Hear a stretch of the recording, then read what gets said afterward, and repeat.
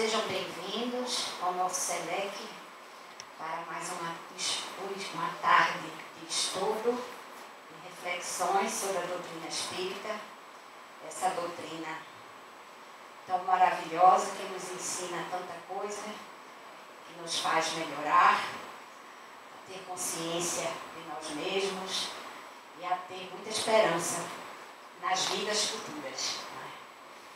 Então, vamos agradecer a Deus de podermos estar aqui na tarde de hoje. Vou dar logo um aviso, não é um aviso, é um agradecimento. Agradecer às pessoas que estão nos trazendo as plantinhas e as que estão levando também, comprando, ajudando o nosso centro, que tanto precisa desta colaboração.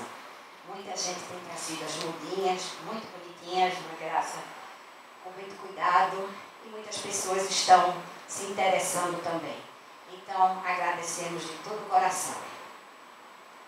E hoje, a mesa está composta de Graça, trabalhadora da casa, Robson, também, que é pau para toda a obra, né?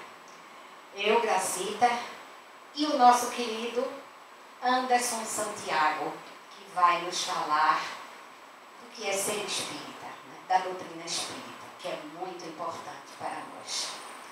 Então, eu vou passar a palavra agora para a Graça, para fazer a prece inicial. Vamos, então, fechar os nossos olhinhos e nos manter em sintonia com a espiritualidade para a nossa prece.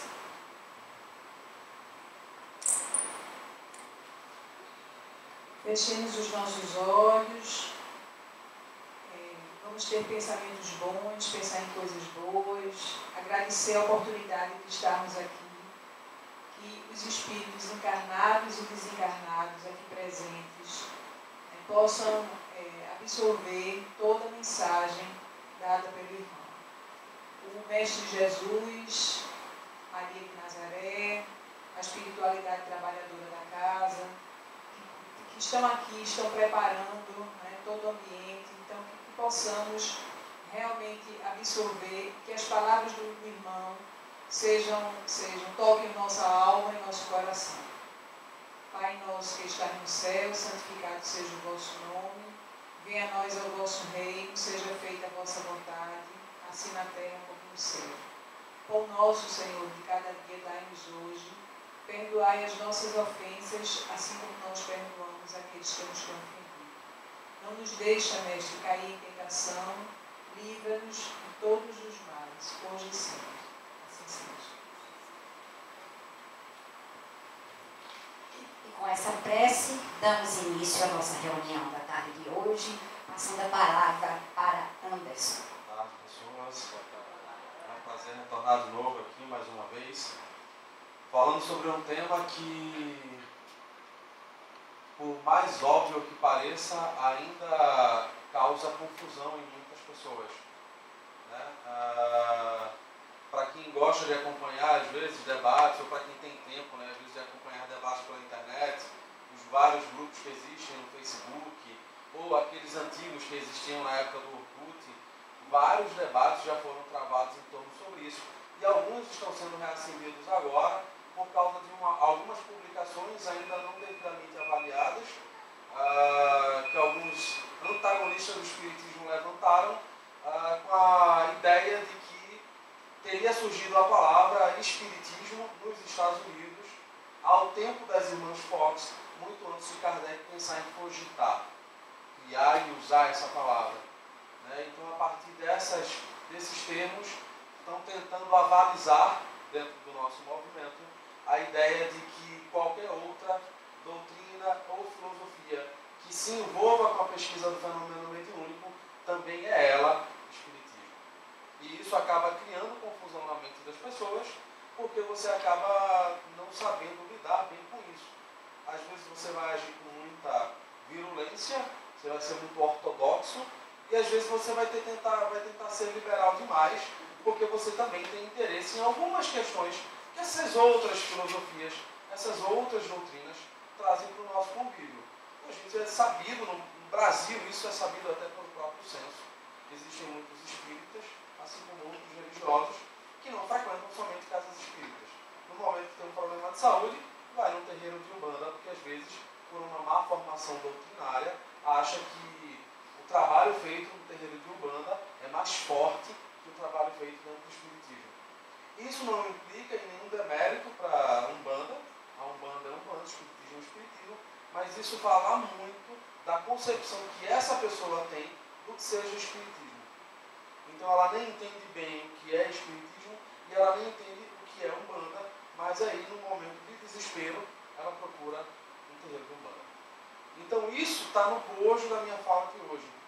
Como eu falei, às vezes é tratado tão como senso comum, que você se preocupa mais com o qualificativo de ser espírita do que com a evolução histórica do conceito. E aí a gente também vai encontrar outra questão. Isso tudo está nos slides que eu vou passar aqui. Estou antecipando, estou fazendo uma introdução aqui, um spoiler para aquilo que a gente vai ver nos próximos 40 minutos. Então, muitas vezes você se preocupa mais com o qualificativo, com o tipo que é ser espírita, do que com o significado que Kardec deu a essa palavra no decorrer da sua produção. Porque Kardec produziu o Espiritismo. Ele não foi o codificador. Porque quem codifica não faz nada mais, nada menos do que simplesmente reunir um código. A gente poderia dizer isso de Moisés. Durante os primeiros livros dele, que estão na Bíblia, ele foi o codificador do judaísmo.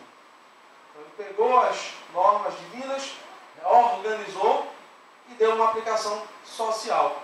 Kardec não foi, a grosso modo, um codificador, porque ele não simplesmente recebeu as informações dos Espíritos e reuniu elas dentro de um livro chamado Livro dos Espíritos. Ele pensou com os Espíritos, ele questionou os Espíritos, ele estruturou uma metodologia de pesquisa, para a partir daí a gente ter condições de fazer uma coisa que até então era impossível, mesmo com a Revolução Industrial, mesmo com a Revolução Francesa e toda aquela proposta do Iluminismo, de trazer a razão à tona, mesmo com o surgimento da pesquisa científica, ali a partir de Descartes, com a ideia, né, da metodologia que surge ali a partir de Descartes, Francis Bacon e outros. Então Kardec foi fazer uma coisa que parecia impossível naquela época, que era analisar, dentro de padrões científicos e metodológicos, o fenômeno mediúnico, que causa tanta celeuma na ciência até hoje, mas que Kardec nos indicou um caminho. Então, a partir do momento que ele nos indica um caminho de pesquisa, ele não é mais codificador. Ele já passou a ser o primeiro intelectual espírita, o primeiro pesquisador do espiritismo. Poderia ser as duas coisas, então? Essa é uma pergunta boa. Ele poderia, se você considerar que ele tecnicamente poderia ser só na primeira edição do Livro dos Espíritos, que foi lançado em 1857. Quando ele lança a segunda edição do Livro dos Espíritos em 1860, ele já não é mais simplesmente codificador. Ele já entra nessa definição que eu estou trazendo. E mesmo na primeira edição ele já estava elaborando reflexões, porque ele não simplesmente pega textos e joga. Ele faz várias perguntas, coleta várias respostas com os cadernos que ele já recebe e ele sintetiza. Então é uma justificativa que ele dá no início do Livro dos Espíritos, que ele não nomeou, com algumas exceções, porque a gente vai olhar o Livro dos Espíritos, com algumas exceções você tem o nome do autor daquela resposta. Todas as outras, muitas vezes, são respostas sintetizadas. São várias respostas dos Espíritos que ele reúne num corpo só, sem desnaturar o sentido da resposta e coloca lá. E isso com a supervisão dos Espíritos. Então é diferente de alguém pegar uma resposta do Espírito, fazer o que bem entende e publicar. Não. Ele fazia isso, fazia uma reunião mediúnica e consultava os Espíritos. Eu fiz isso. O que é que vocês acham? Então ele se torna para nós um paradigma de ser espírita. Mas para chegar nele, a gente precisa ver também o desenvolvimento da ideia com ele. O que é ser espírita? Aí a gente entra na primeira conceituação, que não é exatamente do ser espírita, mas é a ideia de que no tempo de Kardec, isso que fala José Herculano Pires, no livro do Espírito do Tempo, introduzir alguém no estudo do espiritismo era introduzi-lo numa realidade nascente. numa verdadeira problemática em ebulição, num processo histórico em princípio de definição e principalmente numa nova ordem de ideias. Hoje é introduzir esse alguém num processo já definido e não apenas numa ordem de ideias, mas também no quadro histórico em que essa ordem surgiu. Na época de Kardec, tudo ainda estava muito indefinido. Os termos se perdiam e as confusões eram inúmeras, porque você não tinha um perfil do que era ser aquilo. Então, qualquer pessoa poderia e tentava se denominar espírita.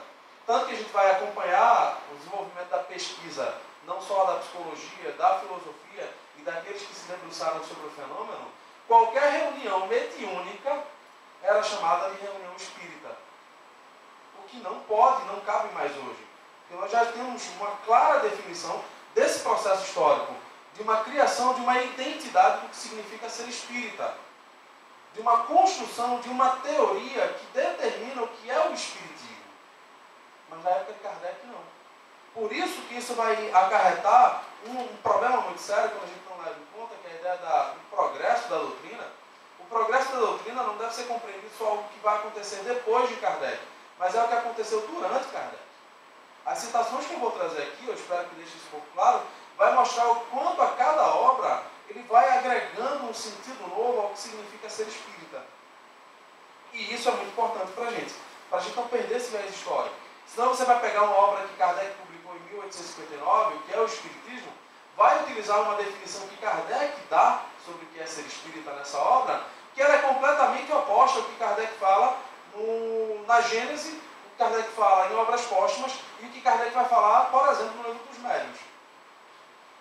O que é o Espiritismo é publicado em 1859. O Livro dos Médiuns é publicado em 1861. Então você tem aí 2, 3 anos de diferença entre uma obra e outra. Mas você já vê uma redefinição completamente gritante sobre o que significa ser espírita.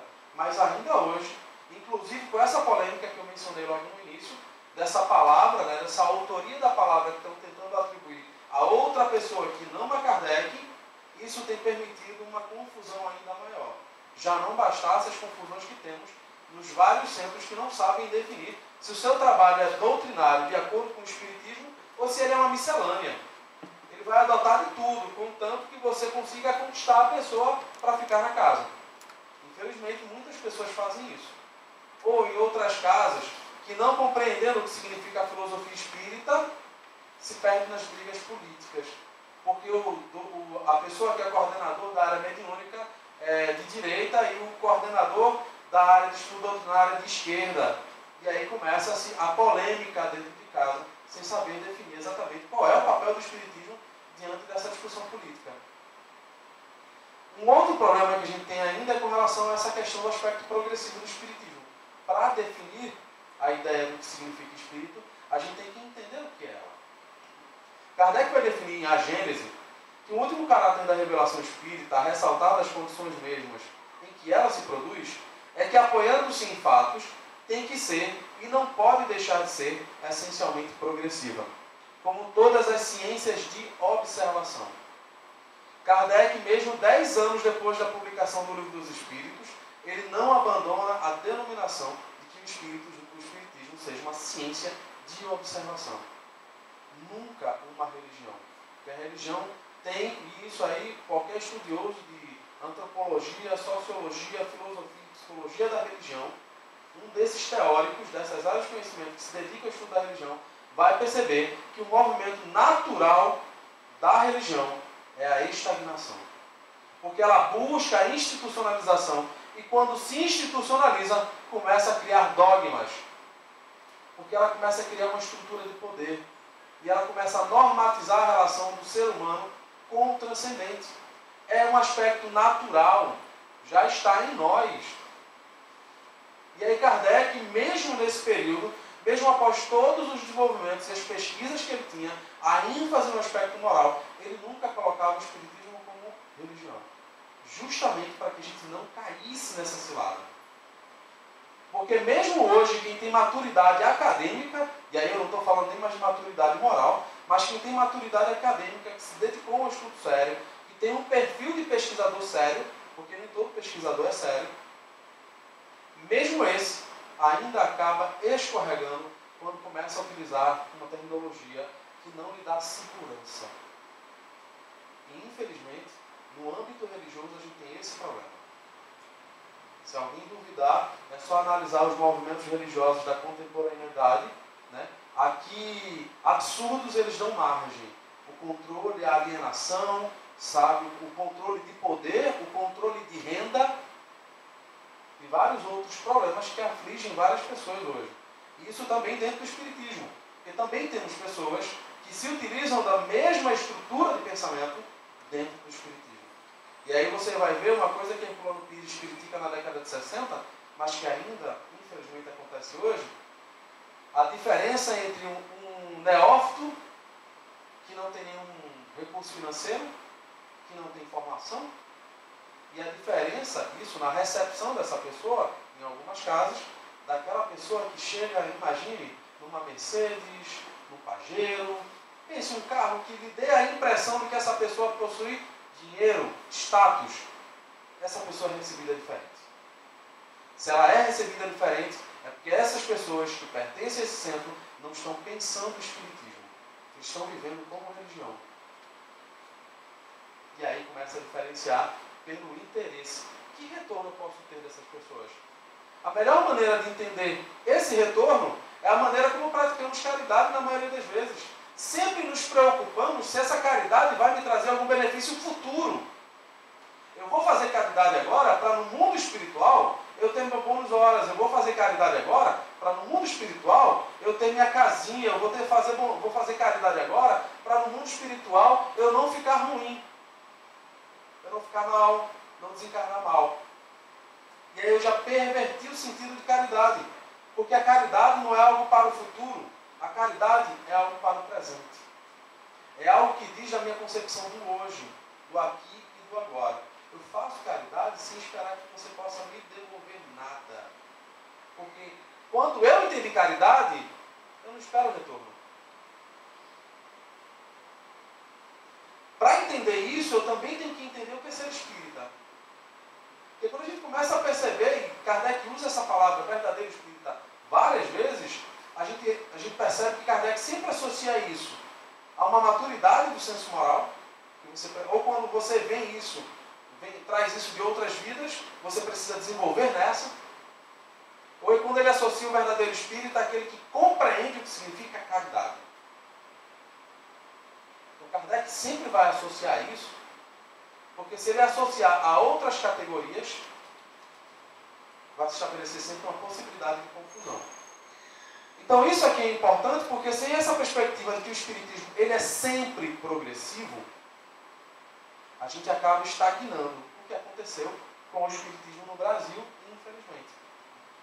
Começamos a estagnar o espiritismo quando aceitamos a opinião de um espírito apenas e deixamos de trabalhar com evocações. Embora Kardec defenda a evocação lá no Livro dos Médiuns e faça as evocações até o último dia da sua vida. Porque para produzir as obras que ele produziu, ele tinha que estar em diálogo incessante com os espíritos. Então, Kardec sempre fez isso. Nós deixamos de fazer. A partir do momento que deixamos de fazer, começamos a atribuir à espiritualidade uma tarefa que não era dela. A produção de saber, a produção de conhecimento, o esclarecimento das pessoas não é um projeto que cabe na mão da espiritualidade. É um projeto que é nosso. Porque quando a gente entende o conceito de caridade verdadeira, eu não vou querer fazer palestra somente em eventos pomposos, onde cobra-se 50 a 100 reais por inscrição. Eu vou ofertar esse conhecimento em qualquer centro, por mais que lá tenha 10 pessoas, e a maioria sejam ali na favela e sejam incultas. Porque não me importa com quem eu estou falando. O que importa é o que eu quero dar para essa pessoa. Então, quando eu começo a escolher para onde eu vou e onde eu quero falar, eu já perdi de vista a ideia do verdadeiro espírito. E isso é importantíssimo para Kardec. Porque isso diz muito também do nosso movimento hoje. Com justamente essa apropriação do discurso pseudo-político que vem captando e dividindo o movimento espírita. E para só dar mais uma pincelada em cima disso, eu li hoje uma matéria publicada pelo blog da Associação Brasileira de Pedagogia Espírita. Tem algumas coisas que eu não concordo com alguns posicionamentos que eles tomam, misturando um pouquinho também posicionamento político, posicionamento doutrinário, mas foi publicado um texto agora, ou foi hoje, ou foi essa semana, falando sobre um caso que aconteceu sobre uma pessoa que foi visitar uma federação espírita em São Paulo, estava tendo uma festividade nessa casa, essa pessoa não retorna para casa e a família não sabe onde foi parar essa pessoa. Vão até a federação, pedem para procurar, para ver se ele está por lá, se alguém viu, são mal recebidos, a própria diretoria da casa fraternalmente não os recebe, eles são quase enxotados, e 2 dias depois descobrem que essa pessoa desencarnou num dos banheiros dessa instituição. E só foi descoberto porque o corpo começou a feder. Olha a sensibilidade dessas pessoas em parar um momento, ao ver a aflição dos parentes, e andar pela instituição que é enorme. Que tipo de espiritismo está sendo praticado ali dentro? Será que é espiritismo? Isso é importante. Então, essa questão, claro que para falar sobre o caráter progressivo da doutrina, a gente teria que trabalhar muito em cima dessa ideia. Mas eu acho que só ressaltar ela é o mais importante. Então a gente vai para as definições. Ao longo do tempo, eu selecionei algumas obras de Kardec para falar sobre o que é ser espírita e como Kardec foi redefinindo o conceito. Então, se a gente não leva isso em conta, a gente vai cometer um anacronismo. Eu vou pegar uma obra descontextualizada, desrespeitando a sua estrutura dentro de um determinado contexto histórico, e vou querer aplicar ela atualmente, o que acaba acontecendo hoje com essa celeuma em torno dessa palavra espiritismo que teria surgido antes de Kardec. Então, a gente vai lá. No que é o espiritismo, em 1859, que é o mote para essa celeuma. O espiritismo conta entre seus adeptos homens de todas as crenças que por esse fato não renunciaram às suas convicções de católicos fervorosos, protestantes de todas as seitas, israelitas, muçulmanos e mesmo budistas e brahmanistas. Veja o interesse que esses fenômenos despertavam na sociedade à época. Você tem budista, brahmanista, israelita, muçulmano, assim, brincando, mas graças a Deus, antes desse movimento fundamentalista que surgiu agora, meados do século XX, protestantes também, ainda não estavam infiltrados com esse neopentecostalismo que vem aí, de certa forma, deturpando muito da ideia da mensagem do Cristo, e os católicos. Nessa definição, Kardec não está levando em conta o espiritismo enquanto uma teoria, enquanto uma identidade própria. Ele ainda estava embebido por aquilo que ele vai definir em Prolegômenos, definindo o espiritismo como uma filosofia sem espírito de sistema. Então, no intuito de não encastelar o espiritismo num sistema fechado, rígido, hermético, que não consegue dialogar com os fatos, e por isso dogmatiza e estagna, ele vem e dá essa possibilidade do espírita ser e participar de outras religiões.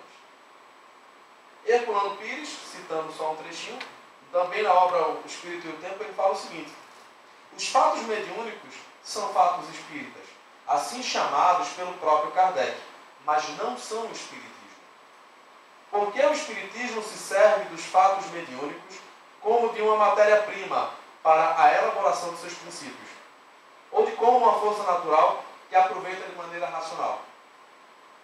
Quando Kardec dá essa definição, ele ainda não tinha separado o corpo doutrinário, a filosofia espírita e todas as suas consequências. Ele ainda não tinha se percebido que não dava para você continuar pertencendo a uma religião e aderindo ao espiritismo.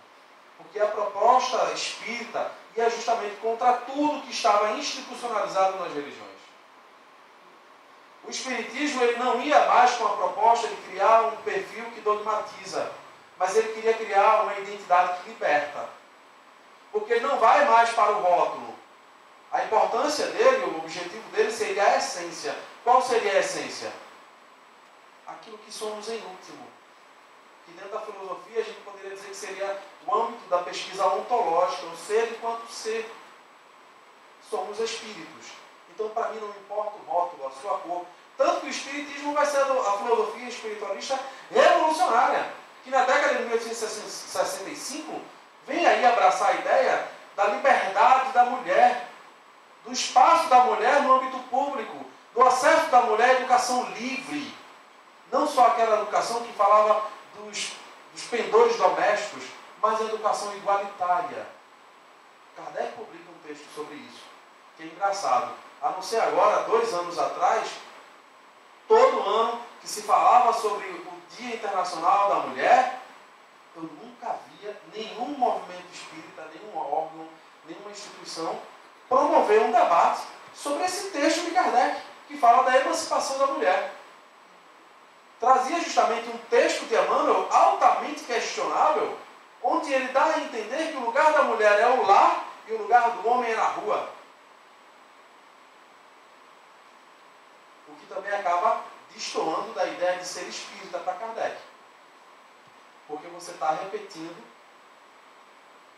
papéis atribuídos a gêneros, que é o que mais se discute hoje, que mais criam problemas, a chamada, que virou até piada, novela e tudo, guerra dos sexos, do que com a possibilidade de emancipação da pessoa humana, independente de gênero. Nesse ponto, Kardec via o fenômeno. Ele não estava ainda absorvido, completamente absorvido da filosofia. Ele entrevia os seus usos, mas o foco ainda estava na pesquisa.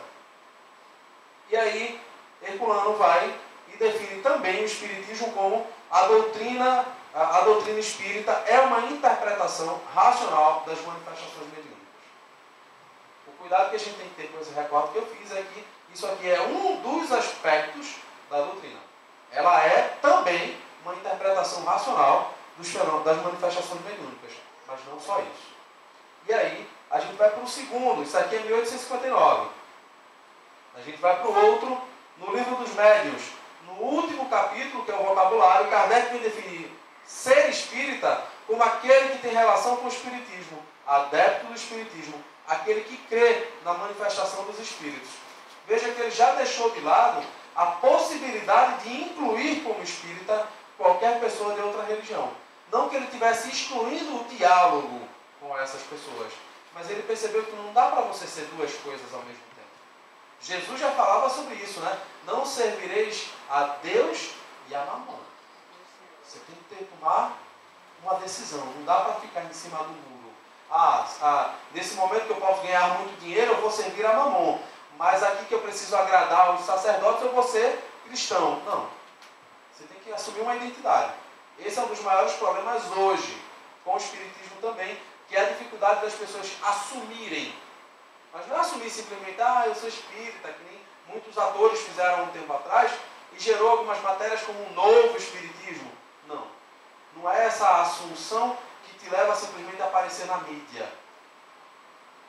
Mas é aquela convicção que transforma a tua vida e a de todos ao teu redor.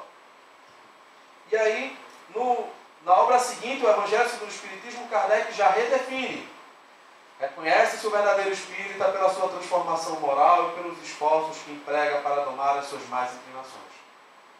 Estão percebendo a evolução? Primeiro, qualquer pessoa poderia ser espírita, sem abandonar as suas convicções. Por quê? Tinha visto o fato, a pesquisa, o fenômeno. Depois, você só é espírita se você colocar o espiritismo, ou você colocar a sua vida de acordo com os princípios espíritas. Nessa ampliação, você só é verdadeiramente espírita quando você transforma a sua vida através de uma percepção moral. Não mais simplesmente uma curiosidade epistêmica, nem mais uma curiosidade filosófica, mas a partir de agora é uma transformação íntima. Aquilo que mais impacta a gente no que se chama de reforma íntima. Não é mais uma adoção quando eu acho que é bom. Quando eu estou desesperado, eu abro o Evangelho e vou lá, faço uma prece de coração. Mas quando o meu bolso está farto, assim, eu posso deixar de ir para o centro agora para fazer algumas viagens, passar uns 7 meses, sem me preocupar com o centro espírita, sem me preocupar com os compromissos que eu assumi, com os trabalhos sociais que eu me doei. Mas quando eu estiver de novo na Pindaíba, eu volto de novo para o centro, porque é um mecanismo de troca, né? Eu preciso realimentar essa ilusão de que os espíritos vão me ajudar, como quem faz uma promessa, né? Enquanto eu não estou precisando, se eu fizer um parece, está bom, se eu não fizer, está bom. Mas quando eu estou precisando, eu faço uma oração, eu faço promessa, eu subo o morro, eu acendo vela, eu faço tudo, só quando eu necessito. E aí atribuindo para a gente, né? Eu venho para o centro, eu assisto palestra, eu faço consulta, eu tomo água fluidificada 3 vezes ao dia, 4 vezes se for necessário, eu tomo passe, eu aplico passe, eu aplico e tomo ao mesmo tempo, eu faço tudo que for possível. Na necessidade.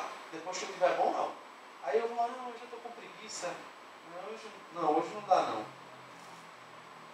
E o céu e inferno, Kardec volta, retoma uma tônica que parece que vez ou outra sempre cria-se um problema. Toda vez que alguém tenta querer estudar dentro da casa espírita, cria-se um problema. Há casas em que para você montar um grupo de estudo, independente dos trabalhos que já existem na casa, é um problema muito sério. Parece que você é um revolucionário, sabe? Parece que você está na época da ditadura, que qualquer reunião parecia uma revolução contra o governo instituído. Era uma ameaça ao governo. Então tem casas em que para você pedir licença e estabelecer um grupo de estudo lá, você tem que pedir autorização ao presidente, e o presidente tem que fazer uma reunião para perguntar aos espíritos se os espíritas podem estudar dentro do centro espírita. Que absurdo! E Kardec coloca no céu e inferno. O espírita sério não se contenta em crer.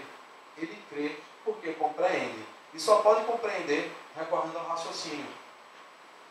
Como é que você vai raciocinar se você não estuda? Porque vocês estarem aqui na minha frente agora não é uma classificação de um estudo.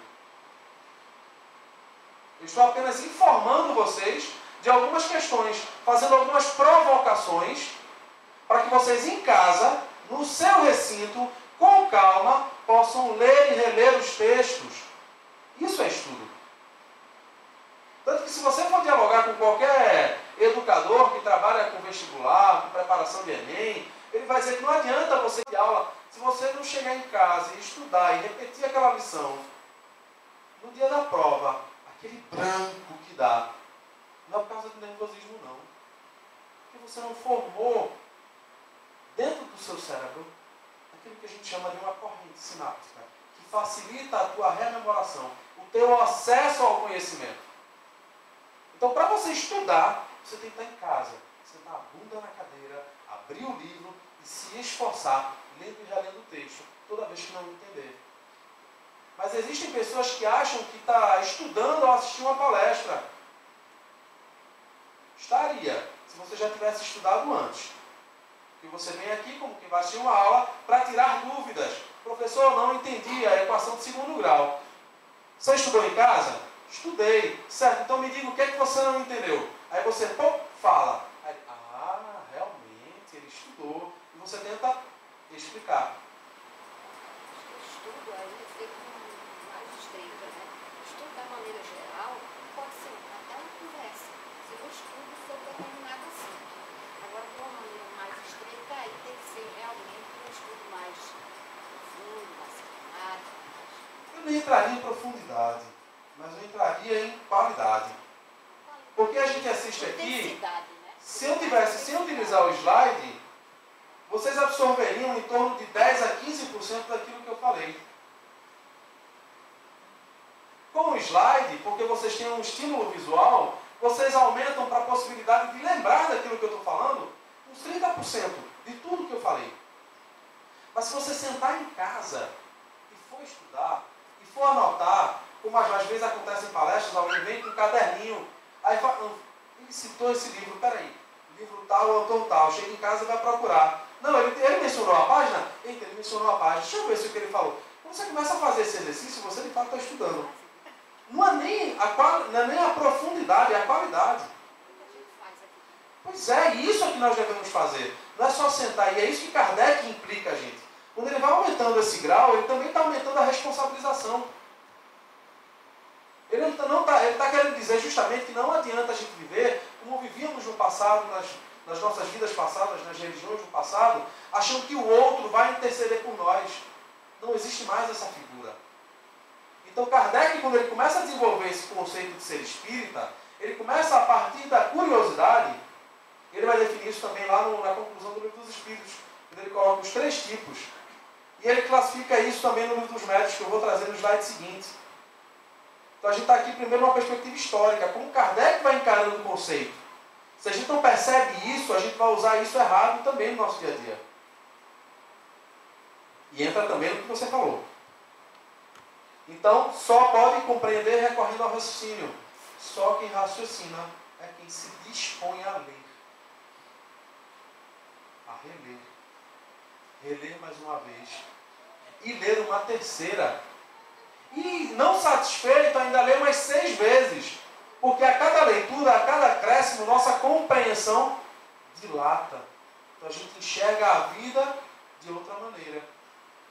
Se a gente não fizesse isso, se esse movimento não existisse, quando a gente entra numa idade avançada, em algum momento a gente não diria, se eu soubesse disso lá no passado, eu não faria isso. Porque com essa consciência que eu tenho hoje, eu percebo agora o que de fato importa. Você não tinha condições de fazer isso, porque você precisava dilatar a tua compreensão da consciência. A quantidade de conhecimentos para que você tivesse essa maturidade de olhar para trás e caramba, eu fiz tanta bobagem na adolescência. Isso demanda tempo. Se para isso demanda tempo, imagina para estudo do Espiritismo, que Kardec fala já lá no Livro dos Espíritos, na introdução, que ele toca em todos os ramos do conhecimento humano. Como é que eu vou achar que eu entendi o Espiritismo com uma leitura só? Que eu sou um verdadeiro espírita com 5 anos de prática dentro do movimento espírita. Ninguém galga esse lugar. Porque não é esse tempo cronológico que nos transforma no verdadeiro espírita. Kardec vai falar no Evangelho segundo o Espiritismo, me perdoem que eu não lembro agora a citação, que ele vai falar que ele encontra, na época, pessoas de dilatado conhecimento intelectual que não compreendiam o Espiritismo. Agora, muitos jovens, mal saídos da adolescência, percebiam as delicadezas do Espiritismo. Ele atribui isso ao que ele chama de maturidade do senso moral, que não se prende ao desenvolvimento biológico, mas é atemporal, porque se prende ao desenvolvimento do espírito.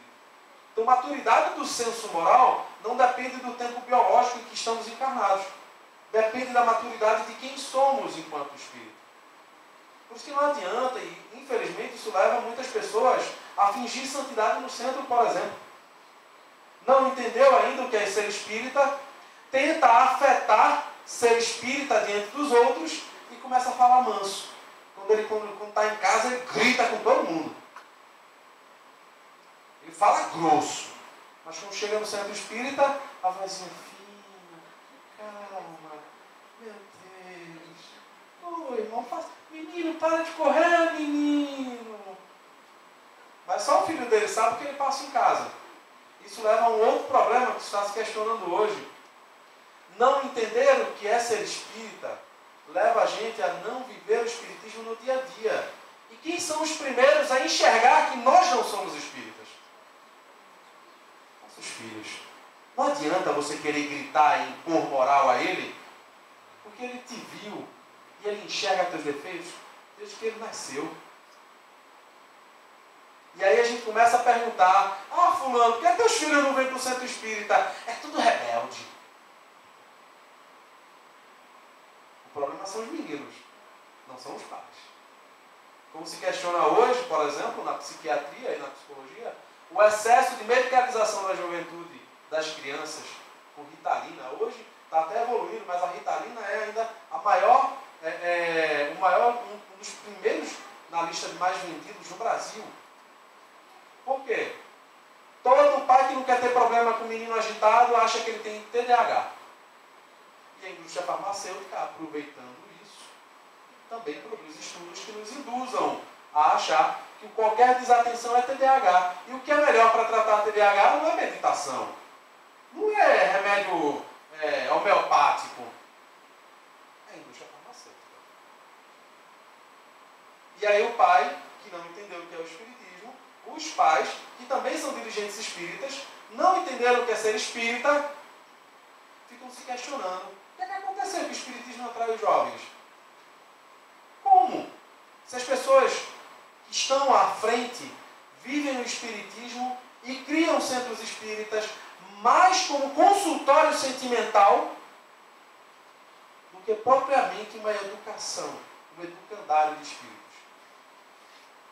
Porque eu me questiono, como espírita, se temos tantos problemas para ter jovens dentro da casa espírita, onde estão os nossos colegas espíritas que são pedagogos e que sabem, pelo menos, se leram a biografia de Kardec, o quão revolucionária era a pedagogia de Pestalozzi, porque formou Kardec, professor Rivail.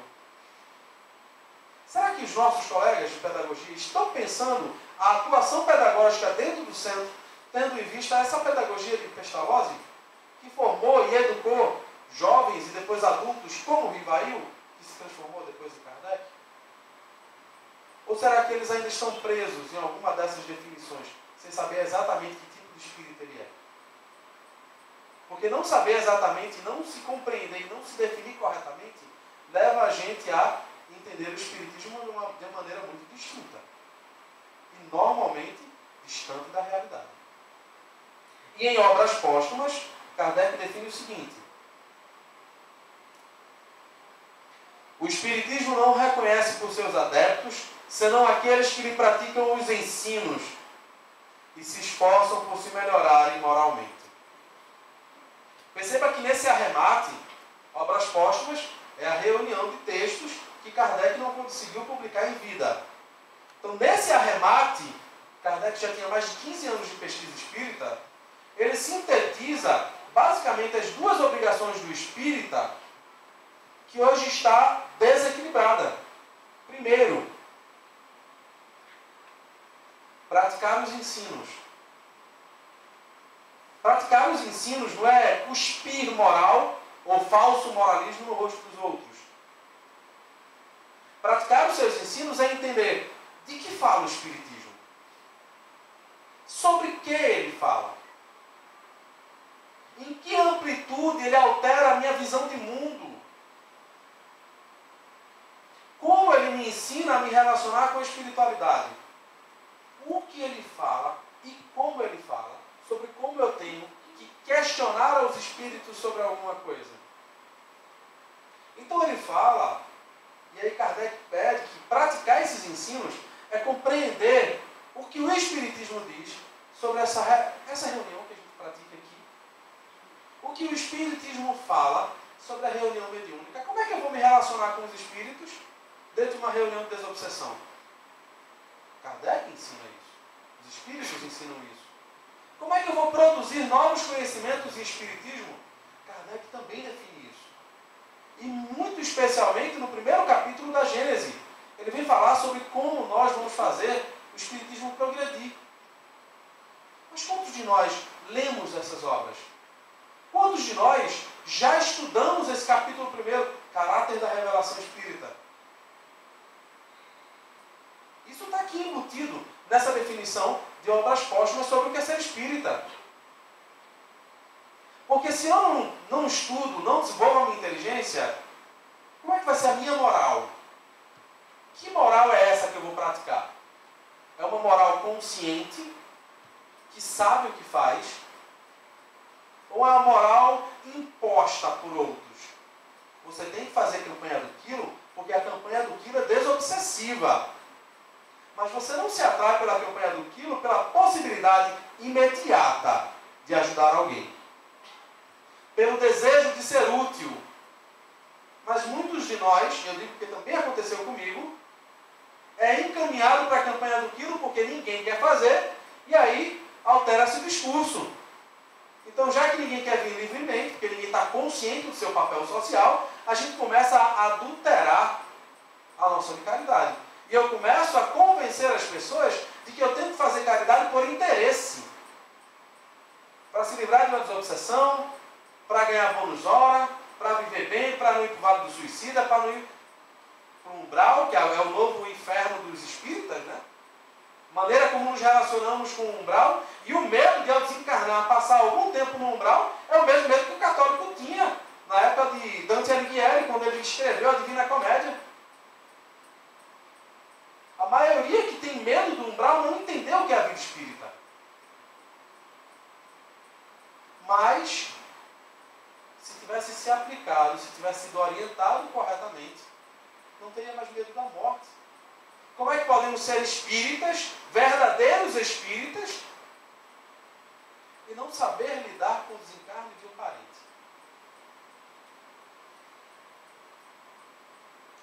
Não saber lidar com uma experiência, como aconteceu agora em julho, que o Centro Espírita foi alvo, em piedade, da violência, que já acomete todos os âmbitos da sociedade, e chegou, de fato, no Centro Espírita, onde 2 pessoas, 4 no caso, 2 trabalhadores e 2 rapazes que escolheram equivocadamente esse tipo de vida, morreram lá dentro. A maneira como as pessoas reagiram em torno desse acontecimento, em alguns momentos me assustou. Porque não é que você vai negar a violência que existe em nossa sociedade, mas o estado de desespero me faz questionar: que concepção de vida após a morte é essa que está embalando o sono de todos esses que se desesperaram? Não é que você vai se tornar frio. Ah, morreu, é só mais um. Não, não é isso. Mas desespero. Morrer dessa forma, só porque foi um espírita? E quantos não morrem assim todos os dias? Lá na África. E eu vejo poucos espíritas se desesperarem desse jeito. É porque foi aqui perto? Porque tocou a possibilidade de qualquer um de nós, dentro de uma casa espírita, ser afetado? Isso levantou para mim, na época, e para alguns colegas, também um outro questionamento. Como não entendemos de verdade o que é ser espírita e o que é o espiritismo, nós negligenciamos até a preocupação com a segurança da nossa comunidade. Porque a gente atribui aos espíritos a obrigação de nos proteger. Não é o que acontece na mediúnica? Não vai entrar nenhum espírito para poder bagunçar a reunião, porque são eles que controlam a entrada dos espíritos. E a gente já perdeu de vista a noção de livre-arbítrio, né? A reunião é nossa. Somos nós que estamos à frente do trabalho. Eles nos ajudam como nosso espírito protetor. Quando a gente está perto de fazer bobagem, ele vem no nosso íntimo e não faz isso. E em algum momento, para quem consegue, né, quem não for muito impulsivo, às vezes até sente aquela coisa de: será que eu devo fazer? Às vezes já é o teu amigo lá dizendo: rapaz, não vai dar certo. E aí você com aquela coisa de que: não, eu tenho que viver a vida, eu tenho que aproveitar os prazeres, e impulsivamente vai para a bobagem. Aí depois vai dizer o quê? Não, mas cadê os espíritos que não me protegeram? Os espíritos não são babás. Então, em todos os âmbitos da nossa relação, uns com os outros, e nós com o mundo espiritual, eles não nos isentam de pensar o que estamos fazendo, nem da responsabilidade. Então, quando você aceita um texto mistificado, a culpa não é deles, porque deixaram passar. A culpa é nossa, porque a gente não pensou o que estava lendo. Então, quando você lê um romance que te induz a noção equivocada do mundo espiritual, a culpa não é deles, por não impedir que um fofoqueiro maledicente venha do mundo espiritual com a livre intenção de falar de caridade e nos enganar. A responsabilidade é nossa. Porque é daí que parte a ideia de ser espírita. Parte do momento que a espiritualidade nos emancipa, nos torna autônomos, não mais passivos. Eu não dependo da palavra do pastor, nem dependo da palavra do padre, nem dependo da palavra do sacerdote. Eu dependo disso aqui, da minha capacidade de entender o mundo. Porque uma caridade verdadeira só surge disso. Quando, entendendo o mundo, o meu coração decide se doar. Consciente. Não inconsciente, mas consciente. Eu vou fazer isso. Eu posso ter um problema por não fazer hora extra no trabalho, ou eu posso não fazer uma outra coisa, mas eu estou fazendo isso consciente. Eu não vou culpar ninguém, porque eu estou assumindo a responsabilidade da minha vida. A partir do momento que essa noção de espiritismo e de ser espírita se tornasse comum nas pessoas, não veríamos espíritas procurando cartomantes para tentar adivinhar o futuro, nem para tentar saber se o marido está traindo ela, nem para saber se fulano morreu e como morreu, nem estaríamos procurando eventos, como infelizmente acontece desde a década de 70, viajando. Quantas mães não gastam as suas últimas reservas viajando de cidade em cidade, de centro em centro, atrás de um médium desses aí que psicografa a carta consoladora? Porque se nós soubéssemos o que de verdade é o espiritismo e praticássemos esse espiritismo, essa mãe já teria sido consolada na cidade de origem dela. A possibilidade dela receber uma carta consoladora seria até em casa, muitas vezes. Porque, diferente do que fazemos hoje, Kardec não estimulava o movimento espírita suntuoso, com centros espíritas de 4, 5 andares. Kardec dizia que para ele o melhor centro espírita era aquele pequeno, com 10 pessoas, onde cada um sabia o seu próprio nome. Onde eu olhava para fulano e dizia: fulano, me ajuda. Quando eu olhava: ei, você que eu mal falo, vem cá. Fulano, cicrano, psil. Eu conheceria todas as pessoas pelo nome. E como eu conheço todas as pessoas pelo nome, eu tenho intimidade com elas. Eu posso abraçar, porque eu sei quem ela é. Eu não vou ter medo de abraçar uma pessoa achando que a partir do momento que eu der as costas, ela vai estar falando mal de mim.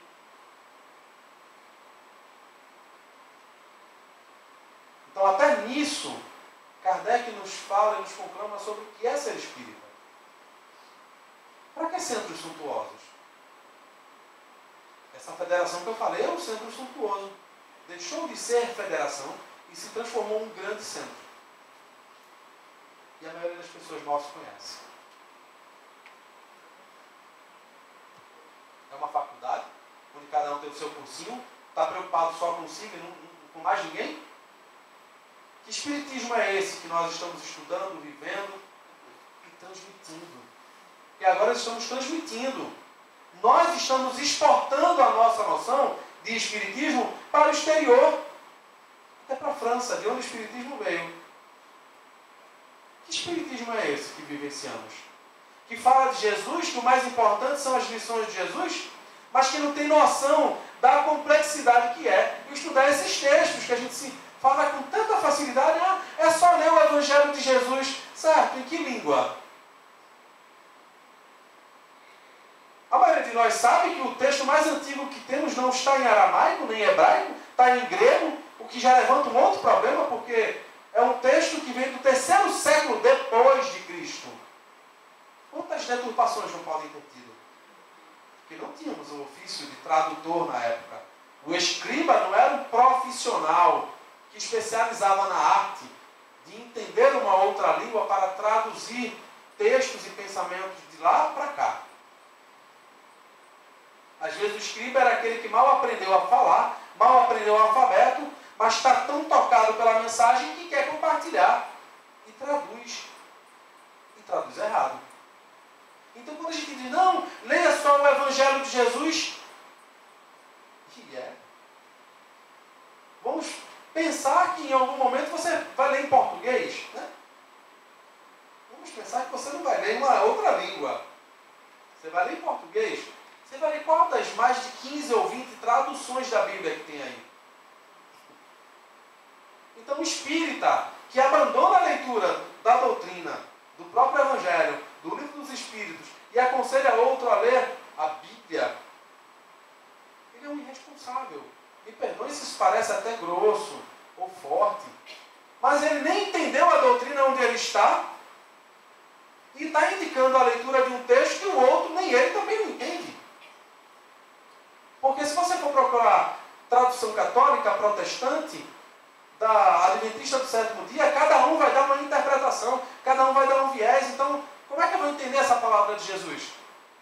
E agora o espírita também inventou de fazer sua tradução, né?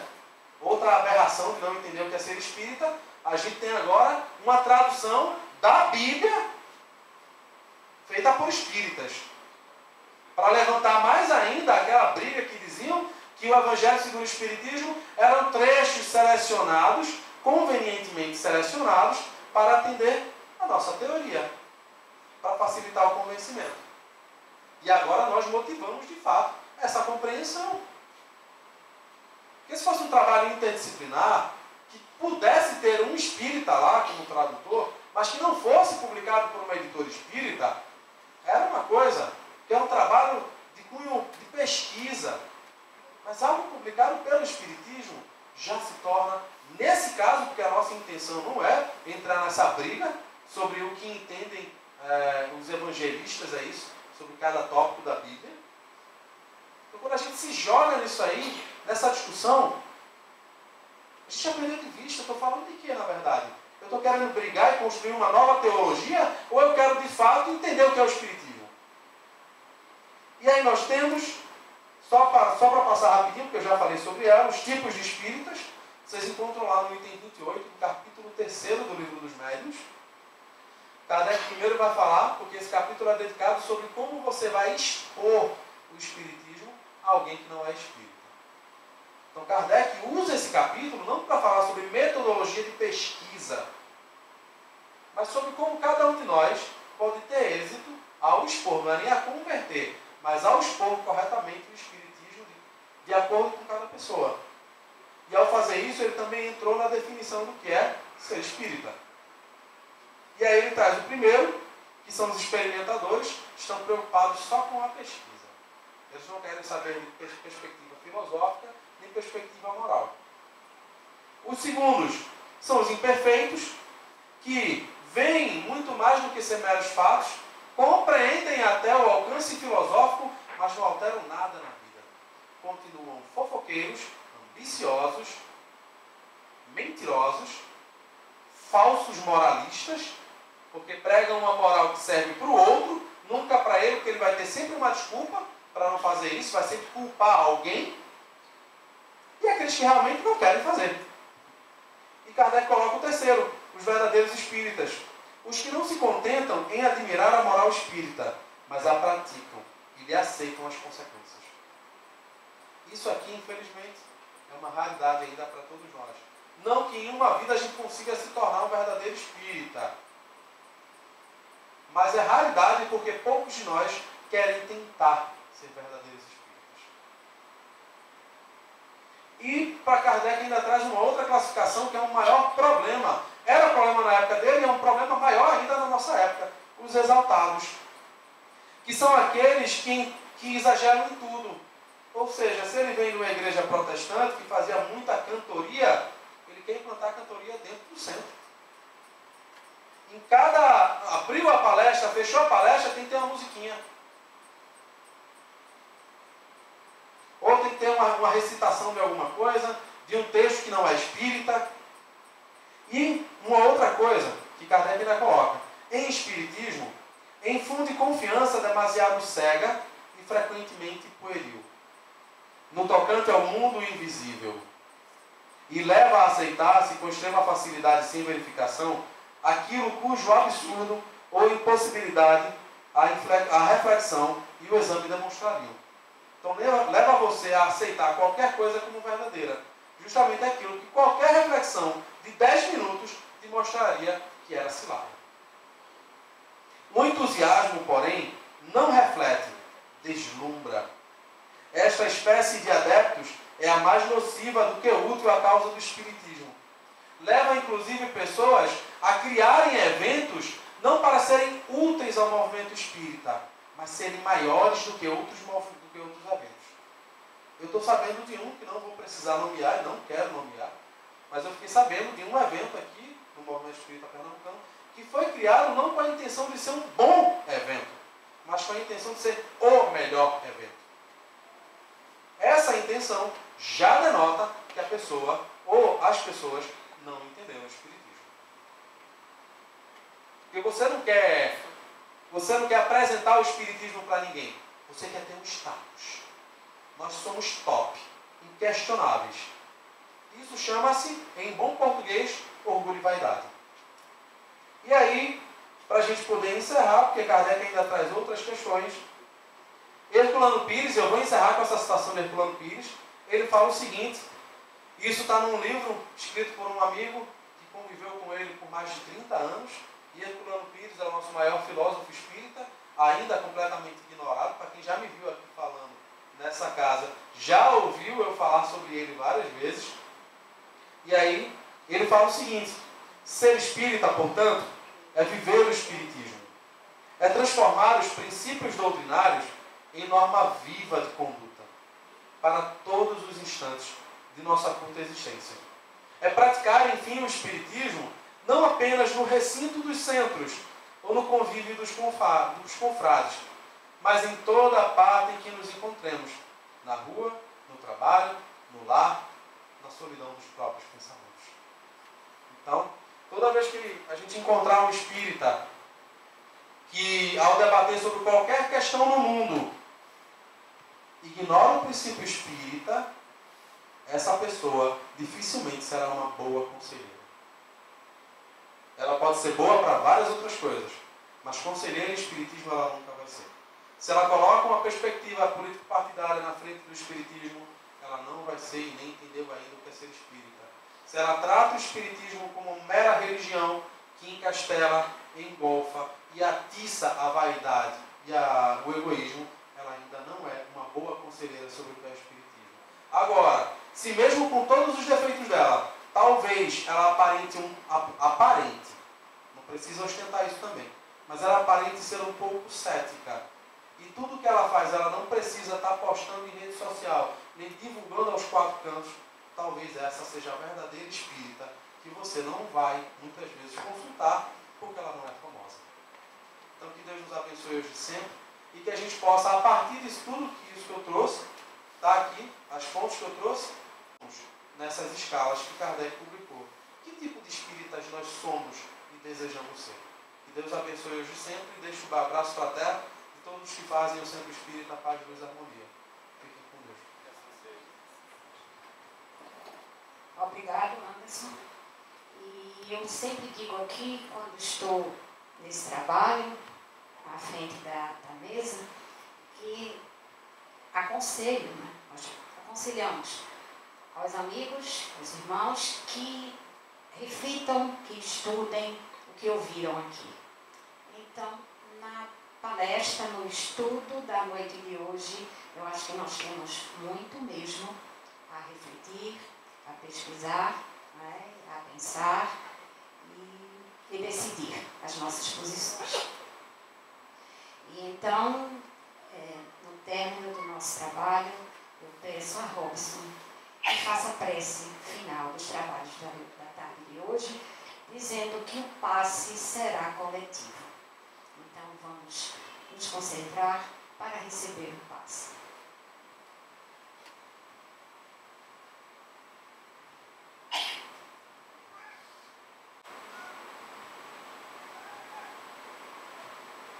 Queridos amigos, nesse momento em que estamos aqui em sintonia, vamos elevar os nossos pensamentos ao alto e agradecermos a Deus, primeiramente, a Jesus, nosso irmão maior, a Fabiana de Cristo, mentor de nossa casa, e todos esses espíritos que compartilharam conosco essa tarde, desencarnados e encarnados, e esse grande conhecimento que foi passado para nós, em aprendermos a caminhar sermos honestos, sinceros e verdadeiros com nós mesmos. A diferença está em nós, em aprendermos a edificarmos, a colocarmos os nossos conhecimentos em prática, pois só a verdadeira caridade nos colocará diante do Mestre e nos colocará diante do conhecimento. O Espiritismo é a luz, é a verdade, mas para que essa luz seja incandescente, é preciso que nós espíritas possamos trabalhar verdadeiramente a obra do Mestre Jesus. Que a paz e a luz sejam o exemplo para todos nós. Que assim seja.